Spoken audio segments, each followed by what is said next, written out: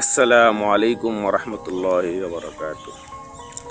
অনেকেই দেখি ফেসবুকে লেখালেখি করছেন যে মির্জা আব্বাস যদি মরে যায় তাহলে নাসিরুদ্দিন পাটোয়ারির সাল থাকবে না, তাকে গ্রেপ্তার করা হবে। আমি বলি ভাই,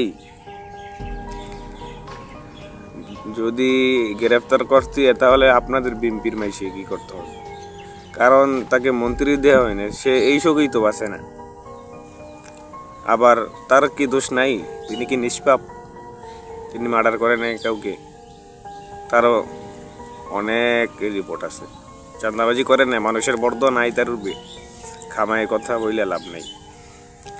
যে কেউ কেউ তো এই কথা বলতে আছেন যে নাসির যদি আল্লাহ না করুক, যদি মির্জা আব্বাস মরে যায় তাহলে এই জানাজার মাঠ থেকেই নাসিরুদ্দিন পাটোয়ারির বাড়ির উদ্দেশ্যে রওনা করে বিএনপির লোকেরা। কি সুন্দর কথা!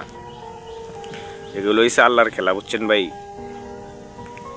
আল্লাহ এগুলা দেখায়, মানে মানুষের সাথে উল্টা পুল্টা করবেন। আর আল্লাহ কি মনে করেন আপনাকে ছেড়ে দিবে? আল্লাহ ছেড়ে দেয় না, বোঝেন না? আল্লাহ বলতে ছাড় দেয়, ছেড়ে দেয় না। আবারও বলি, সময় থাকতে থাকতে যারা এগুলো করেন ভালো হয়ে যান।